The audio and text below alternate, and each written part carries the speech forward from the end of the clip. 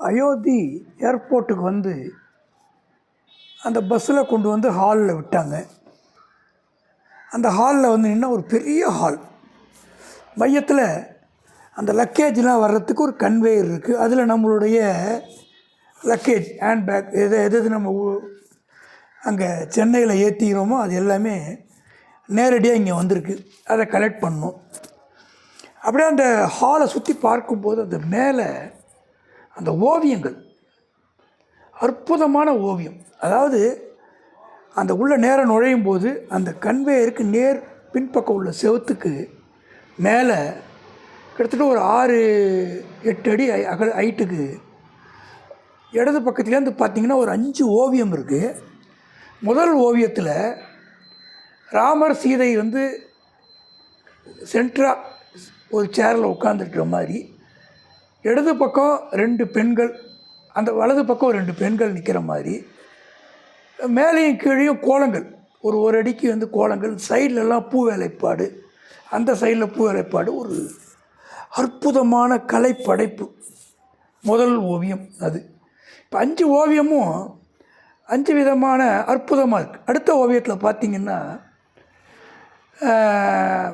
அதாவது ஒரு ஓவியத்துலேயும் ஒரு அழகு இருக்குது. இந்த 2வது ஓவியத்தில் மேலே பார்த்திங்கன்னா சூரியன் என்ன ஒரு மையத்தில் ஒரு சூரியன், இந்த பக்கம் ஒரு அதுமாதிரி சூரியன் மாதிரி பொம்மை போட்டு, கீழே வந்து பூக்கள்லாம் போட்டு, மையத்தில் ராமரும் சீதையும் மாலை வச்சுக்கிற மாதிரி, இந்த பக்கம் ஒரு 2 பேர், இப்போ அவங்க வந்து கையில் அம்பு வச்சுருக்காங்க, வில்லு வச்சுருக்காங்க. அதுமாதிரி பின்னாடி வந்து இந்த பக்கம் ஒரு 2 பேர் இருக்காங்க. அற்புதமாக இருக்குது. கீழே மேலேயும் வேலைப்பாடு இருக்குது. 3வது ஓவியம் பார்த்திங்கன்னா அதில் வந்து அதாவது 4 ஒருத்தர் தவழுற மாதிரி முட்டி போட்டு உட்காந்துருக்காரு. அது மேலே ஒரு குழந்த மாதிரி ஒருத்தவங்க ஏறி நிற்கிறாங்க. இன்னும் ஒருத்தவங்க சின்னவங்க உட்காந்துருக்காங்க. அதாவது 4 பேர் சிறுவர்கள் மாதிரி, பெரியவங்க 4 பேர் மாதிரி ஒரு அழகான ஓவியம். அதுக்கு மேலேயும் கீழே அதுமாரி வட்டமாக அது ஒரு கண்கொள்ளா காட்சி. அந்த கலைநயத்தோடு அதை பண்ணியிருக்கிறத பார்க்கும்போது எல்லையில்லாத மகிழ்ச்சி வந்து நமக்கு ஃபீல் பண்ண முடியுது. அதுக்கு அடுத்தது பார்த்திங்கன்னா இந்த மாதிரி நேர் பகுதியில் மொத்தம் வந்து 5 ஓவியம் இருக்குது. பார்த்தாலே வந்து ஒரு பிரமிக்கிற மாதிரி ஒரு அற்புதமான கலைநயத்தோடு அந்த 5 இருக்குது. ஒரு ஓவியத்தில் வந்து மையத்தில் 2 பேர் நிற்கிற மாதிரி, 3 பேர் நிற்கிற மாதிரி, 2 பேர் சைட்லேருந்து பார்க்குற மாதிரி.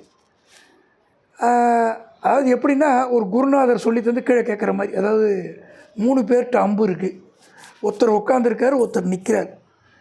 அந்த மாதிரி ஒரு ஓவியம். இன்னொரு ஓவியத்தில் பார்த்திங்கன்னா அது நான் சொன்ன மாதிரி 4 சின்ன பசங்க மாதிரி 4 பேர் இருக்காங்க, பெரியவங்க இருக்காங்க. மேலே கீழெல்லாம் வண்ண ஓவியத்தில் அற்புதமாக இருக்குது. மொத்தம் 5 நேராக பார்க்குறோம். அதே சைடில் திரும்பின உடனே இந்த பக்கம் ஒரு 3 ஓவியம் வரைஞ்சிருக்காங்க. இந்த 3 ஓவியத்துலேயுமே கொடைக்கு கீழே, முதல் ஓவியத்தில் கொடைக்கு கீழே ராமனும் சீதை இருக்கிற மாதிரியும், பக்கத்தில் ஒரு 3 பேர் கட்டி பிடிச்சி பேசிக்கிட்டு இருக்காங்க ஜாலியாக. அந்த மாதிரி ஒன்று பார்க்குறோம். நின்று வந்து தோள் மேலே கை போட்டு பேசிகிட்டு இருக்காங்க. அடுத்த ஓவியத்தில் ஒரு பட்டாபிஷேகம் மாதிரி, ஒரு பெரிய கொடைக்கு கீழே ராமன் சீதை இருக்க, கீழே வந்து ஆஞ்சநேயர் இந்த பக்கம் உட்காந்துருக்க, ஒரு பரதன் உட்கார, பின்னாடி 2 பேர் நிற்க, மேலேருந்து ஒரு 3 பேர் ஒரு ஆகாயம் மாதிரி போட்டு ஒரு 3 பேர் பார்க்குற மாதிரி. அது ஒரு அற்புதம். கடைசியாக இந்த பக்கம் 3வது ஓவியம் பார்த்திங்கன்னா அதுலேயும் அதே மாதிரி ஒரு வேலைப்பாடு. நம்ம இந்த மாதிரி மொத்தம் அதில் 3வது வேலைப்பாடு எப்படி இருக்குன்னு கேட்டிங்கன்னா, ஒரு கொடை இருக்குது. அந்த கொடைக்கு கீழே ராமன் இருக்கார், ஒருத்தர் பிடிச்சிருக்காரு, ஒருத்தர் காலில் விழுந்து வணங்குற மாதிரி. அது பரதன் மாதிரி தெரியுது. இப்போ இதெல்லாம் நம்ம இந்த அழகாக பார்க்குறோம். இதுக்கப்புறமா அதை விட கொஞ்சம் ஹைட் அதிகமாக ஒரு ஓவியம் வரைஞ்சிருக்காங்க.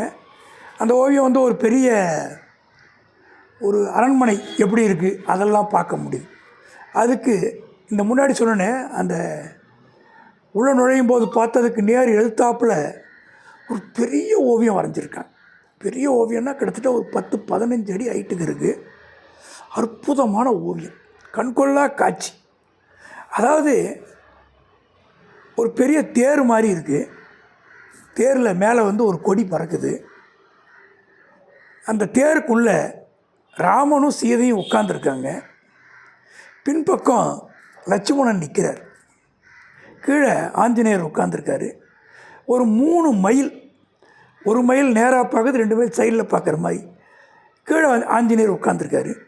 நிறைய பெண்கள் அப்படியே நின்று அவங்கள பார்க்குற மாதிரி, பல ஆங்கிளில் பார்க்குற மாதிரி, தூரக்கேந்துலாம் ஒரு இயற்கையாக வரைஞ்சி மேலே மேகமூட்டங்கள்லாம் போட்டு அந்த இடத்துலேருந்து சிவன் விஷ்ணு இவங்கெல்லாம் இவங்களை ஆசீர்வதிக்கிற மாதிரி ஒரு பெரிய ஒரு 10-15 அடி இருக்கும் அந்த ஹைட்டு.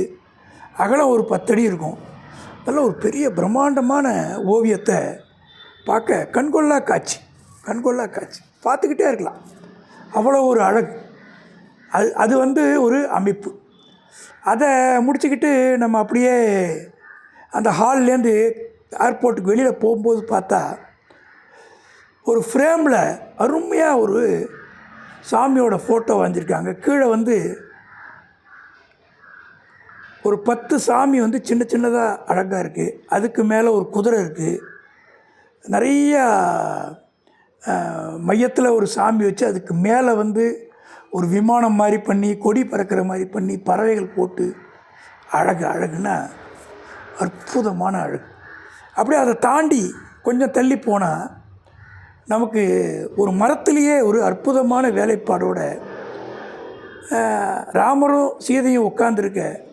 கீழே வந்து 4 யானை, என்ன ஒரு கருடன், சென்ட்ரலில் ஒரு கருடன் மாதிரி, ஒரு கை வேலை, 2 பக்கமும் 2 சிங்கம், மேலே வந்து ஒரு 3 முகம் தெரிகிற மாதிரி வச்சு, ஒரு பிள்ளையாரோட சிலை சென்டராக வச்சு, மேலே ஒரு சிங்கம், அதுக்கு மேலே ஒரு பெரிய சிங்கம், சுற்றி இந்த பக்கத்துலேருந்து ஒரு 4, இந்த பக்கம் ஒரு 4, என்ன ஒரு வாகனத்து மேலே உட்காந்துருக்கிற மாதிரிலாம் போட்டு, 2 பக்கமும் 2 அன்னப்பறவை போட்டு, 3 இந்த பக்கம் 3 யானை, அந்த பக்கம் ஒரு 3 யானையை போட்டு, அந்த கொடை, அழகான கொடை, அதுக்கு கொடைக்கு கீழே ராமன் சீதைக்கு மேலே 2 கார்னரில், ஒரு கார்னரில் ஆஞ்சநேயர் நிற்கிற மாதிரி, ராமர் சீதைக்கு அந்த பக்கம் ஒரு பிள்ளையார் நிற்கிற மாதிரி, இந்த பக்கம் ஒரு பிரம்மன் நிற்கிற மாதிரி. கலை நயம்னா கலை நயம், அற்புதம். காண கண் கோடி வேணும்னாங்க. கீழே 2 யானை அழகாக நிற்கிது. அதாவது நம்ம ஒரு குரூப்பில் போனதுனால ரொம்ப நேரம் வந்து ஏர்போர்ட்டில் செலவு பண்ண முடியல. நான் இதை பார்க்கும்போதே 10 தடவை என்னை கூப்பிட்டாங்க, வாங்க வாங்க வாங்க, நேரம் ஆச்சு, வாங்க வாங்கன்னு. நான் மேற்கொண்டு நேரம் கடத்தினால் திட்டு கிடைக்குன்னு பயத்தில் ஓடி போய் பஸ்ஸில் ஏறிட்டேன்.